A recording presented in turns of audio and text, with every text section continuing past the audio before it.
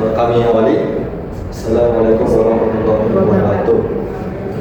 Sini kami dari Pembangunan akan mempresentasikan hasil dari diskusi kami tentang PKM yang dilakukan beberapa minggu lalu, yaitu dan kami menghasilkan produk atau keputusan bernama Puncak. Puncak adalah formulasi puding susu berlemak dengan topping sebiotik, culture of bacteria MBS atau disebut dengan SCOBY sebagai makanan selingan gigi serat. Sebelumnya kami perkenalkan diri dahulu. Yang pertama, nama saya adalah Muhammad Al-Hajing, pengantin 1090-825-0020, dan rekan saya Andra Budi Saputra dengan NIM 1090-80-2000-206. Dan saya Alika Rizaizana dengan NIM 1090-825-000010. Kemudian ada Adika Jember Solaka. Beliau dari pertemuan pertama sampai sekarang tidak pernah menghadiri atau berkontribusi pada diskusi kelompok kami, sehingga kami tetap menuliskan namun dengan warna merah. Kemudian selanjutnya ada Asfa Fairuzia. Beliau ikut kontribusi, namun pada kesempatan kali ini beliau berhalangan hadir. Baik, di sini ada abstrak di mana isinya itu untuk mengatasi masalah rendahnya asupan masyarakat dan memanfaatkan dan juga untuk memanfaatkan limbah pembuatan pemecah. Jadi kami di sini menciptakan inovasi berupa suatu makanan di mana makanan itu tinggi serat dan rendah lemak juga dan mengandung kayak kalsium dari. Jadi kami memutuskan untuk membuat puding susu yang berisikan topping SCOBY. Jadi di sini inovasi ini diharapkan menjadi alternatif dengan masyarakat modern dan bernilai ekonomis tinggi yang relevan dengan gaya hidup masyarakat modern saat ini. Lalu pada latar belakang di sini kami mengambil masalah di mana pengangkatan rendah pada masyarakat modern saat ini meningkatkan risiko gangguan pencernaan dan obesitas, di mana di dalam suatu data yaitu World Obesity Atlas pada tahun 2022 mengatakan bahwa 1 dari 5 wanita dan 1 dari 7 pria akan mengalami obesitas pada tahun 2030 akibat pengkonsumsian jajanan yang saat ini yang selalu tinggi gula dan juga banyak lemaknya.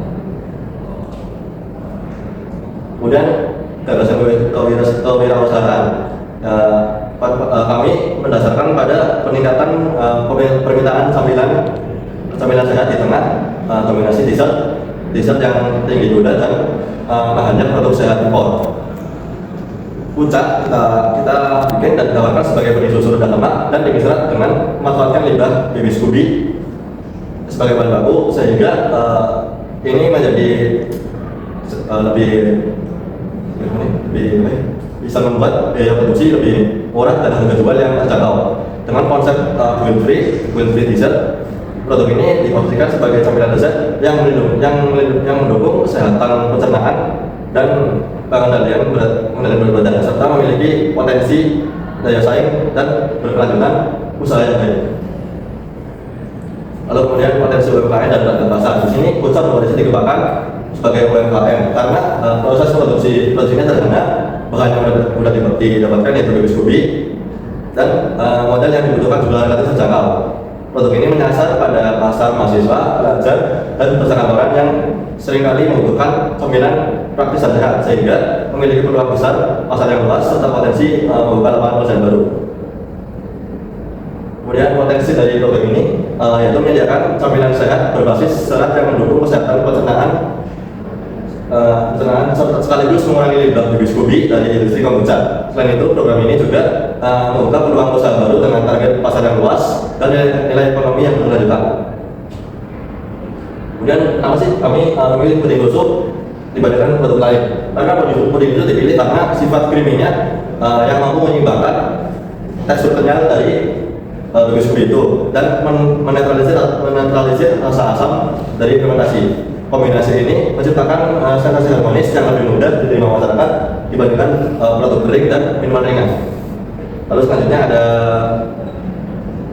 flowchart pembuatan kami PKM Puncak yang dijelaskan oleh teman saya.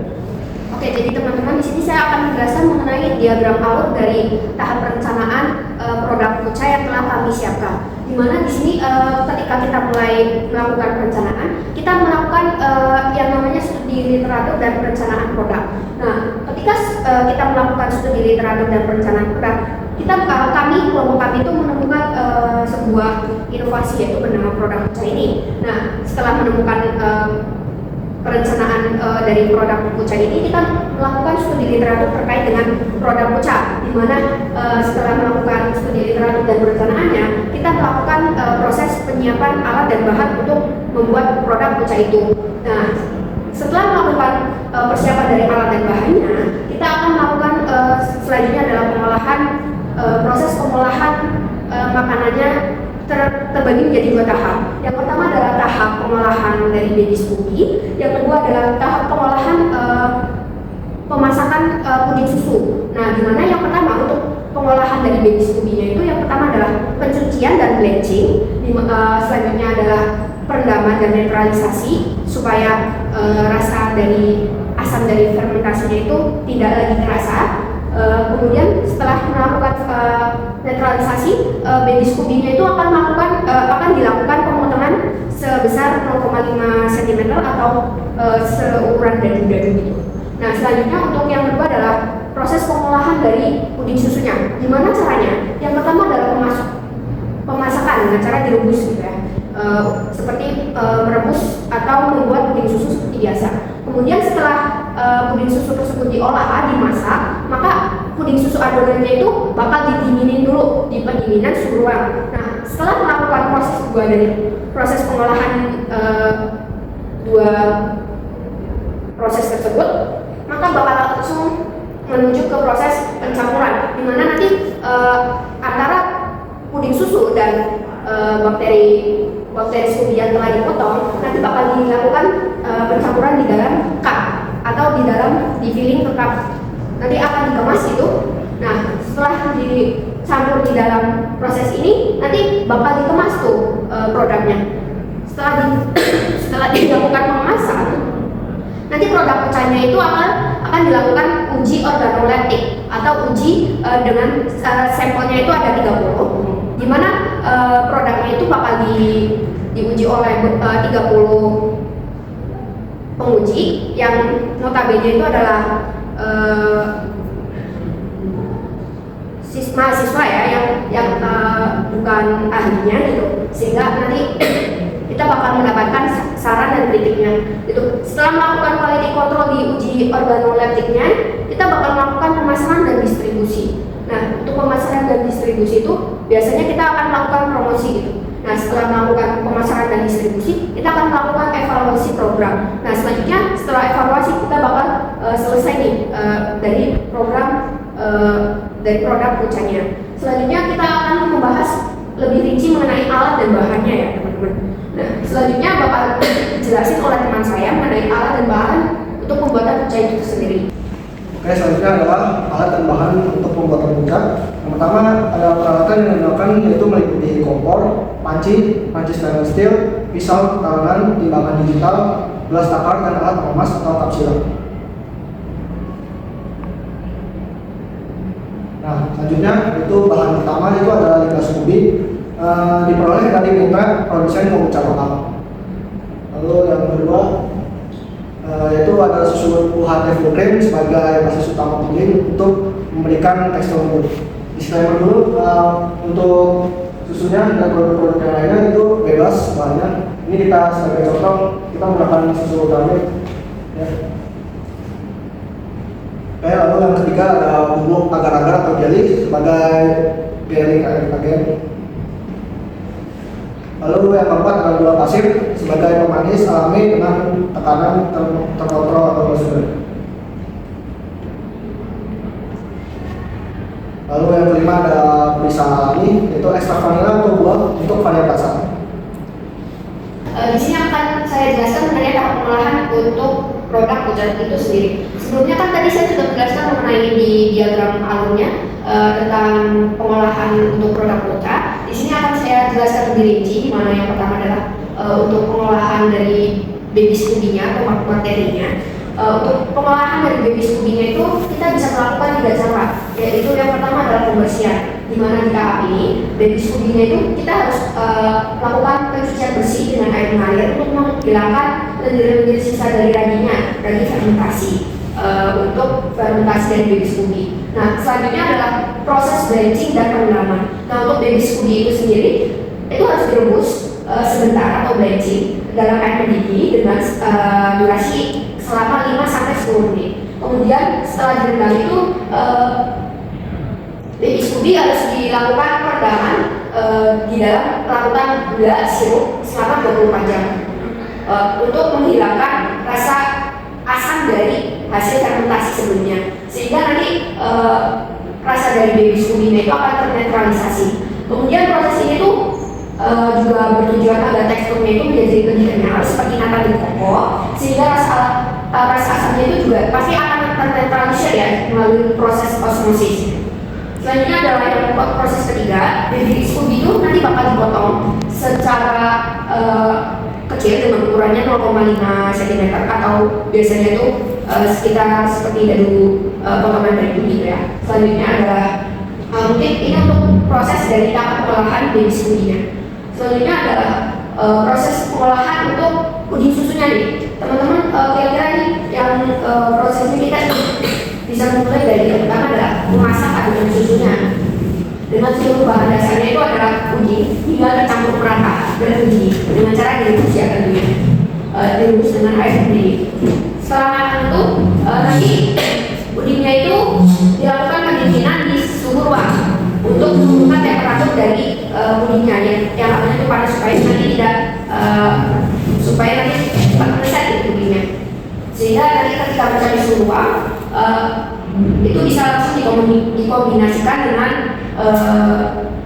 baby Scooby-nya. Selanjutnya adalah tahapan penyelesaian dan pengemasan. Jadi sebelum tahapan penyelesaian tadi kan ada tahap pencampuran ya. Di sini dimana puding susunya itu akan dituang dulu ke pak, kemudian nanti setelah sedikit meleset pudingnya, nanti bakal ditambahkan potongan Scooby yang telah dipotong secara kecil seperti dadu. Kemudian nanti cupnya itu bakal ditutup atau di press menggunakan alat sil juga. Dimana produk ini tuh menggunakan pengemasannya itu menggunakan plastik food grade PP5 ukurannya 150 ml. Nah, hasil pengemasan ini juga dibuat menarik supaya nanti produk kita tuh lebih bernilai. Kemudian nggak lupa juga nanti di dalam kemasannya nanti harus dicantumin tentang informasi dari gizi, terutama serat dari produk kucai itu sendiri. Serta kita harus nambahin ya tagline rendah lemak dan tinggi serat, karena itu memang produk kita difokuskan untuk produk rendah lemak dan tinggi serat. Selanjutnya adalah tahap pasca produksi. Untuk tahap pasca produksi bakal dijelaskan oleh teman saya. Oke, selanjutnya kita masuk ke tahap pasca produksi. Ada beberapa step. Yang pertama itu ada uji organoleptik atau quality control. Jadi di sini kita melakukan tes kualitas produk yang telah kita buat, memuat rasa, bau, tekstur, dan juga warna.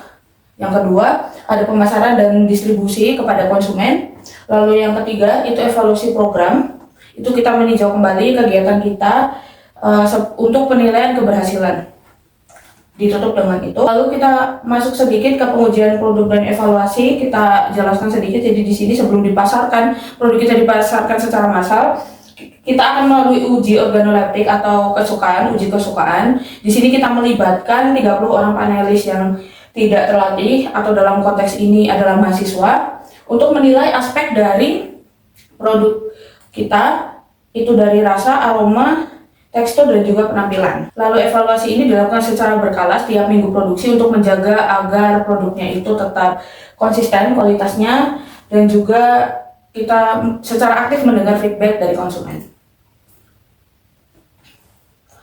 Lalu untuk anggaran, di sini total anggaran yang sudah ditentukan itu ada sekitar 5.654.000, dan ini sumber dananya itu dari Belmawa dan perguruan tinggi. Jadi untuk detail kecilnya itu bahan habis pakainya itu ada di sekitar 2,85 juta. Untuk sewa jasa, transportasi dan lain-lain itu menghabiskan dana sekitar 2,8 juta. Lalu untuk jadwal kegiatannya itu ada di range 3 sampai 5 bulan. Jadi detailnya untuk bulan pertama itu kita ada studi literatur dan juga pengadaan bahan. Di bulan kedua sampai ketiga itu kita lakukan uji coba produksi dan juga uji organoleptik, dan masuk ke bulan keempat itu pemasaran dan evaluasi. Sekian dari kelompok kami ya, kurang lebihnya mohon maaf. Wassalamualaikum warahmatullahi wabarakatuh.